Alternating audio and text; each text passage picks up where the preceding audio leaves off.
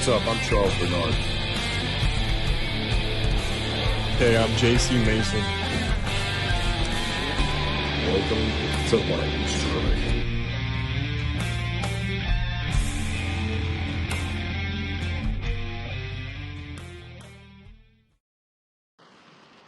Ladies and gentlemen, welcome to Lightning Strike Podcast. This week, it's just me and JC, and we're going to talk about a variety of things. Let's start with last post from, one of the last posts from Austin Yoakum about baseball coaches that fucking suck and that tell young players that, like, say, hey, what about you want to talk? Do you even want to be here? Like, why am I 40 years old and you guys? I don't want to be here more than you guys. And he's talking to a bunch of 10-year-olds. Yeah. And then Yoakum's just saying, like, dude, shut the fuck up. Like, there's no way you actually believe that right now. Like, these kids just want to have fun. They really don't. Yeah, I mean, that was his point. He was like, the coaches who, like, want it more than the kids. These are just 10-year-olds that are just trying to have fun and have a catch and just hit some balls. And then you got that guy coming in and, screaming at them and just removing the fun out of it. And that's what his point was. It was like, just keep it fun and light for these kids.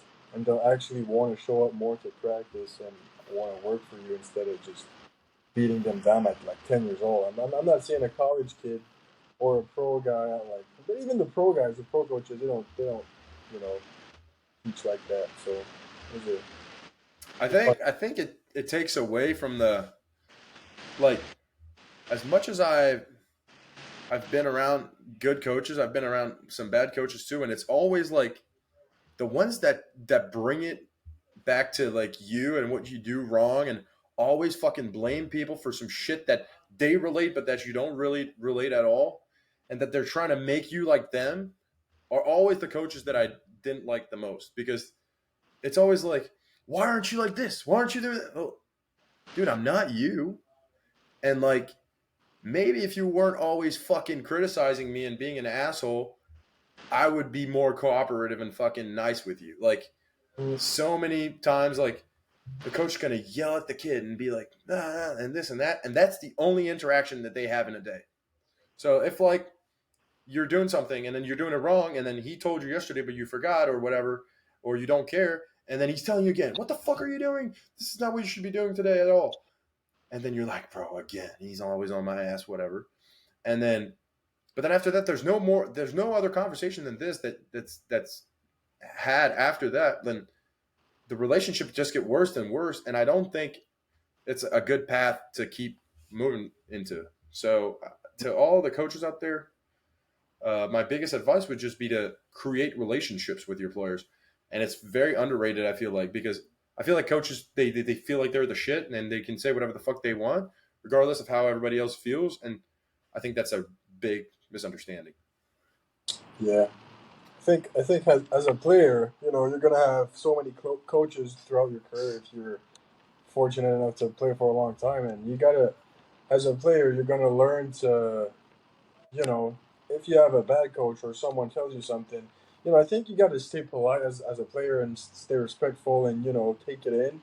But you don't have to agree with everything that's taught you because, one coach might have one philosophy in teaching you this, and the next year you have a new coach and he's teaching complete opposite, and then someone else is going to tell you, hey, you should do this and you should do this, and so many diverging opinions that as a player you really need to take ownership of your stuff and become your own coach and know yourself and know what works for you, and then I think it'll be easier to even on your part because you have a responsibility with these coaches to talk to them and to tell them, hey, like that's what works for me, that's what helps me, and a good coach will be like, okay, perfect, let's build that relationship you're talking about, and then once that that base is established, that you guys trust each other, and you're gonna ask questions and he's gonna ask questions about you, and it all builds up. But if you come in aggressive and it's my way, only my way, and you do this and you do this, and I don't give a fuck what you think or who you are, well, it's kind of counterproductive to what you're trying to accomplish, which is trying to get a player better. Exactly. And it's also opposite to what you're conveying as a message. You're like, oh, you have to be a leader, you have to do this, you have to be good, and then you're a total dickhead. It's like, yeah, do that, do that, do that, do that. You don't listen to anybody talk.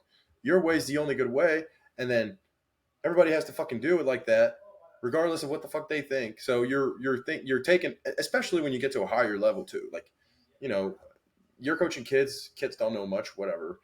I don't think it's a good idea either to do that, but maybe it passes more. But then you get to a level where like, okay, guys are starting to know a little bit, and even if they don't know that much, their ego's bigger.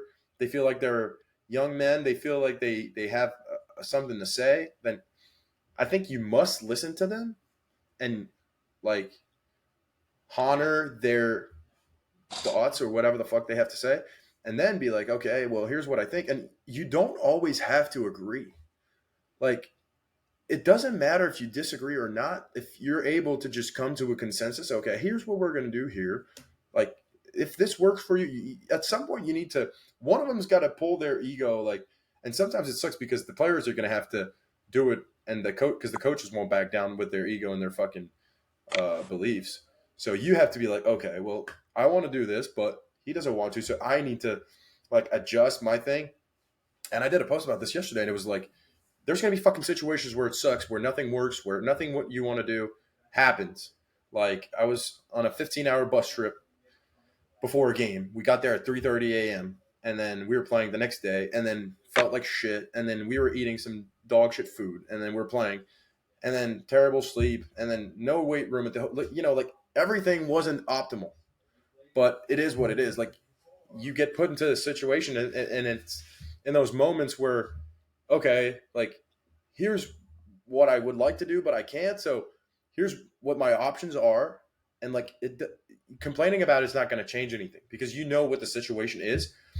As soon as you've had a conversation or whatever, like you don't have a right to complain when that conversation is had or when the conclusion of the situation's over. It's like okay, here's what's happening. Now let's figure it out. Let's do as much as we can. But like it still sucks, but like it's just life. Yeah.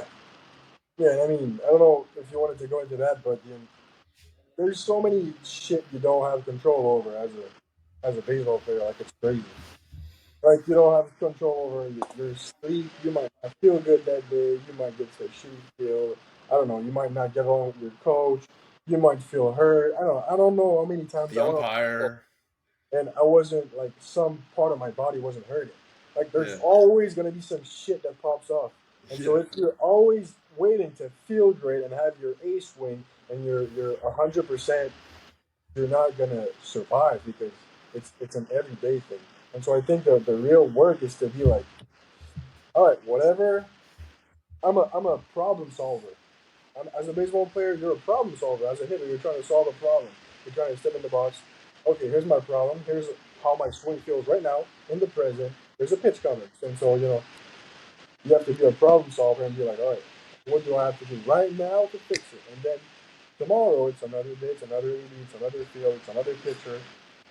And so the hard part, the real hard part, is to be the problem solver and get to the field with that open mind every goddamn pitch, like every goddamn game. Yeah. It's a new start, but it's so repetitive that you might get into autopilot mode Yeah. because in the off season you control everything. In the off season you're like, Yeah. I have my schedule, I do my own shit, I do my own training. There's no teammates, shitty teammates, no shitty roommates. Like I control all my shit, and you feel great because it's only you. But you get thrown out there, and it's Yeah. It feels like everything's fucking thrown out the window. It's like, yep, see ya. See ya good habits. See ya sleeping schedule. See ya nutrition. But that's what it is, bro. You think Yeah. big leaguers sleep good every night with all the pressure and shit? You think, I mean, obviously No. they got all the support and Yeah. great, you know, Yeah. Obviously get it better than most, but they also play more games. They also have more pressure. Like it's definitely not perfect for them like yeah, but like yeah. And I feel like you just gotta fucking do what you gotta do and the complaining doesn't lead to anything. And yeah. I think that's all been said. You said it pretty good. sure. Um, anything you want to talk about? I think Yeah, well, I mean, I want to talk about too a little bit about like I think we can expand a little bit on problem solving and how it's important to Yeah. be like we always push on that. We always push on being a complete human being to be able to do a bunch of different things, and that's where that kind of shit comes down. Like helps you. That's when like if you're a straight baseball player, you've been grinding fucking baseball your whole life. Well, you might be an amazing baseball player, but for some reason you don't make it, and then you're like, okay, what do I know? I know baseball, so I'm going to coach, and then a lot of guys do that, I feel like, and then they become coaches. And even though they were really good fucking players, they're terrible at coaching because they are terrible with people. They're terrible communicators. They don't know how to convey information. They don't know how to be liked by people because they never had to be liked. They were just good. Everybody liked them because of their performance.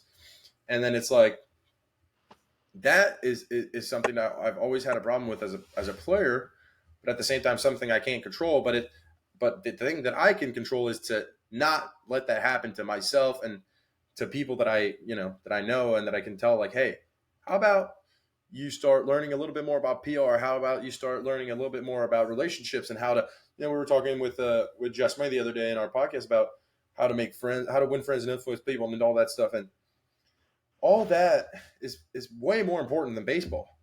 And like when you know this, then it makes everything else easier. It makes the relationship better. And if you're able to have healthy relationships with people, then everything else comes easy. Hmm. Have you seen that video of Anthony Rendon circulate around this week?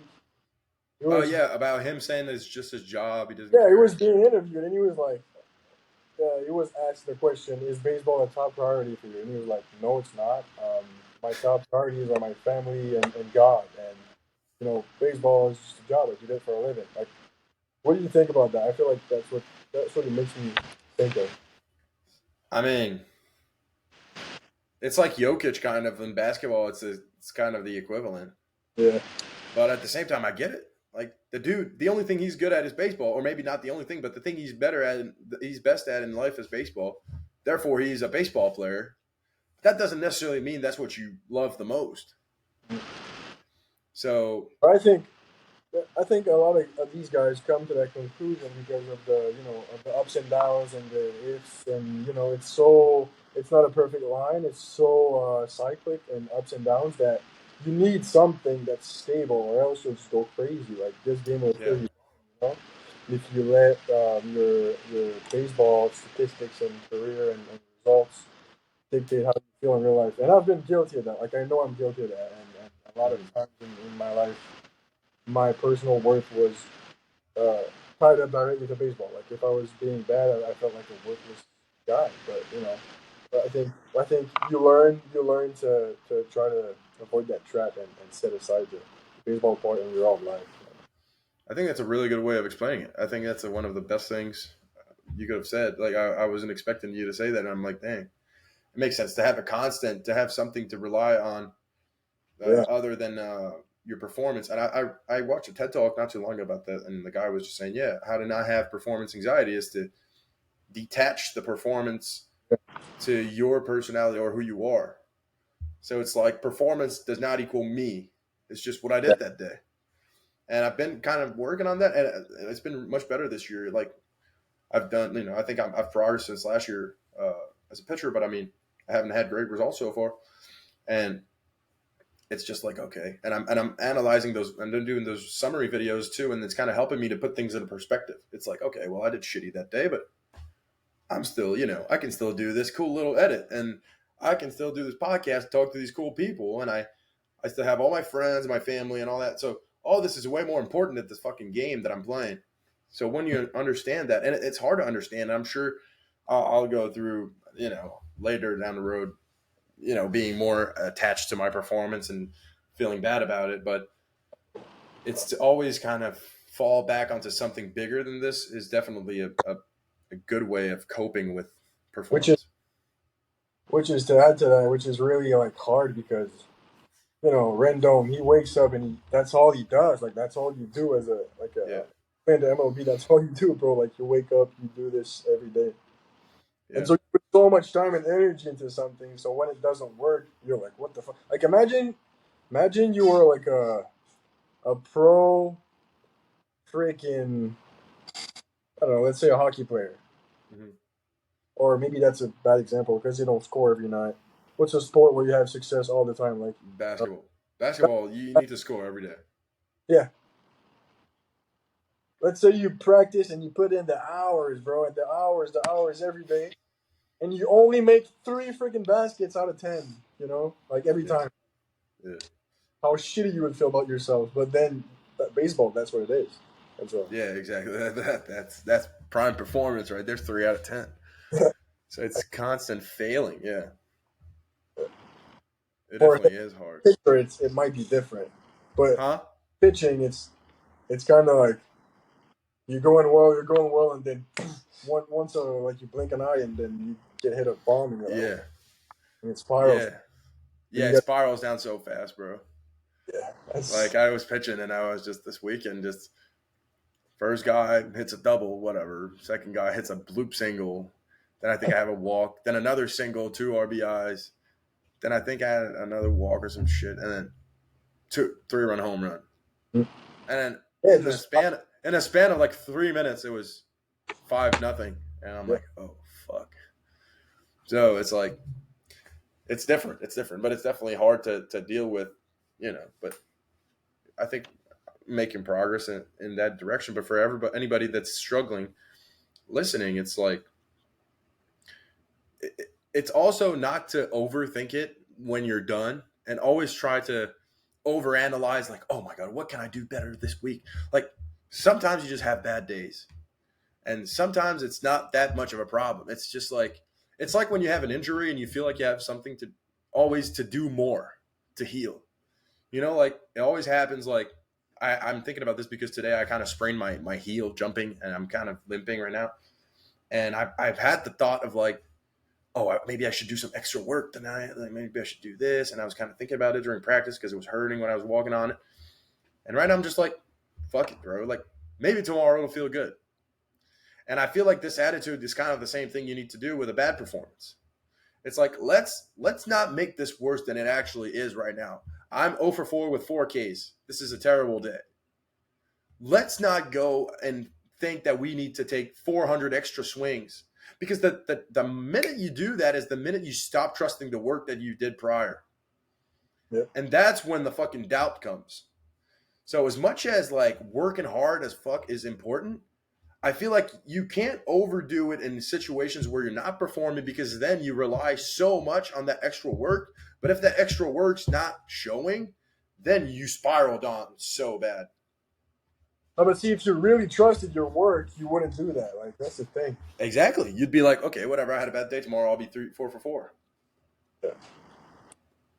And I'm sure like the best hitters in the world, when they're I was bad at. I remember I would like, sometimes you're like struggling because you're a competitor, bro. You want to figure this shit out. I'm like, nah, yeah, I won't accept this shit. Like I won't accept this. exactly. That's what I would tell me. I'm not accepting this. I'm going to change it instead of accepting it. Exactly. And I really see it as I'm really sure it's similar to the process of an injury. When you accept that your arm is going to feel like this, like when I accepted that my elbow was going to hurt every day and that it was fine, like everybody else's elbow also hurts. It's just that I don't remember how it is because it's been so fucking weird because of surgery and shit. And I was like, let me not do extra work tonight. Let me not try to stem, do whatever. Let me just let it sit.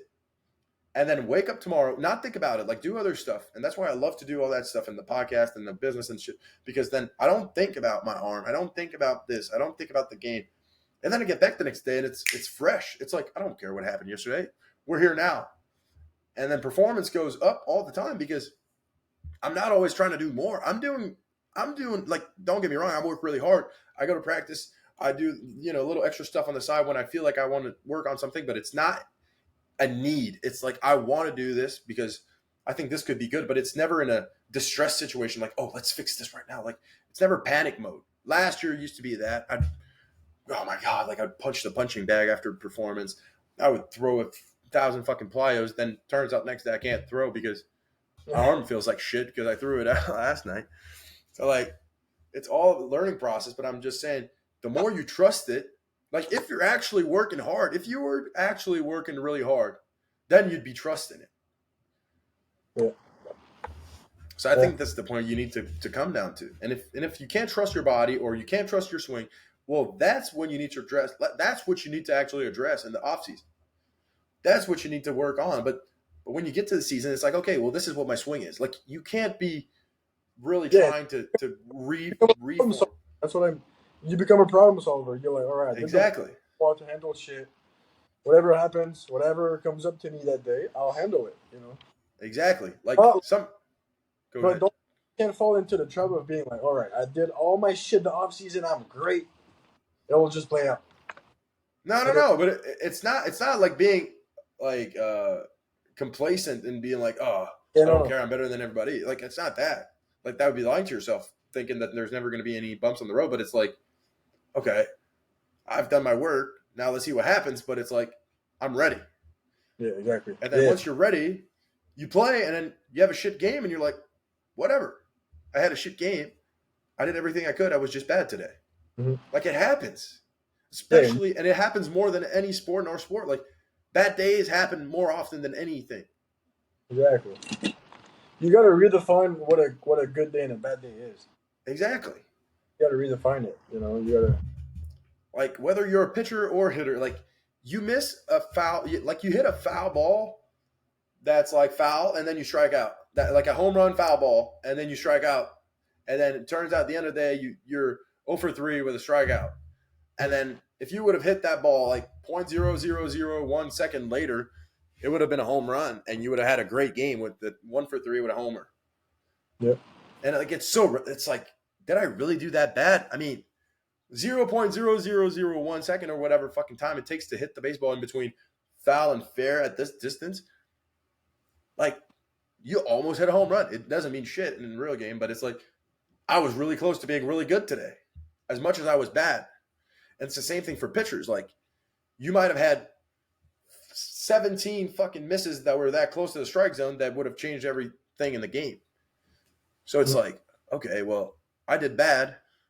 But when you look at it with a little bit of perspective, like, I'm not that bad. True. And then you can just move on. Like, okay, well, next time we'll do better. You know, when I was in rehab last year, Ken Quantrill, what's his name? Yeah, Quantrill. He came to talk to us, all the rehab guys, and he was telling us a story about when he was playing with Mariano Rivera, Mm-hmm.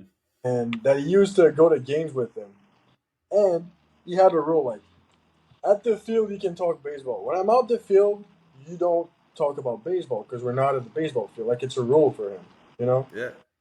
Whatever, like he could be obviously he was like the greatest pitcher of all time, or the closer of all time. But the point is, when he stepped out the field, he never talked about baseball. He just went on about his day, did his own shit, saw his family, Mm-hmm.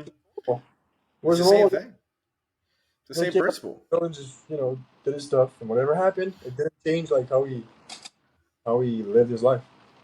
Yeah, well, I mean, it's a great point, and that's even. I think when it gets even harder to not associate performance with who you are is when you're good, because it's so easy to say, "Oh, I did good today." Like so many teammates that do that.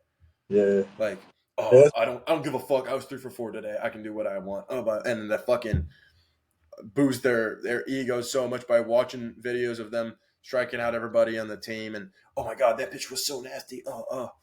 And that's great. That's always great for self-confidence and all until they hit a wall and it's like boom.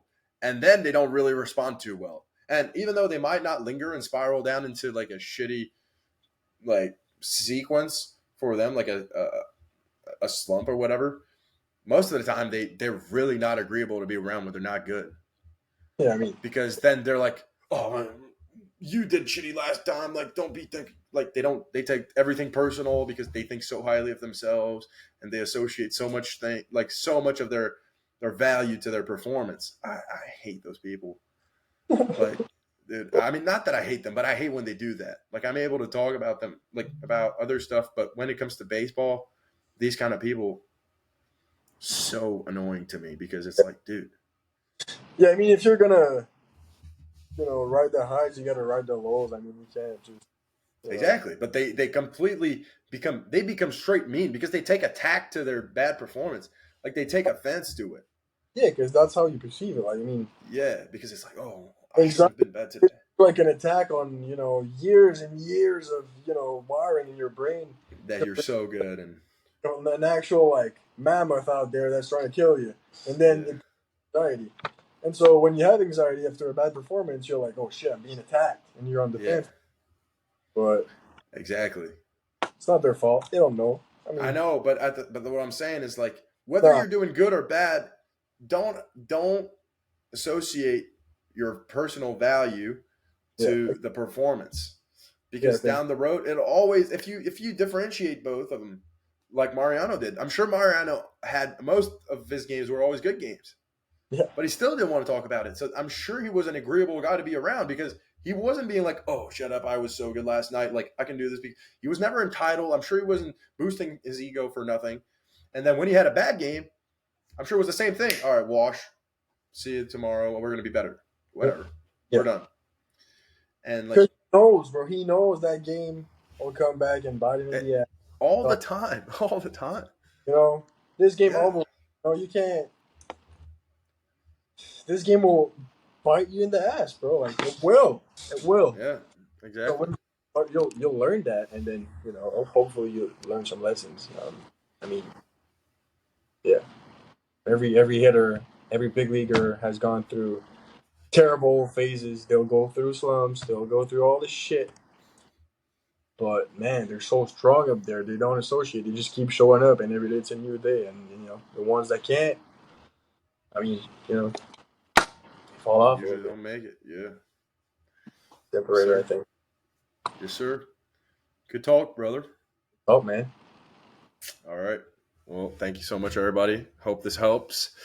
And let's get it. See you next time.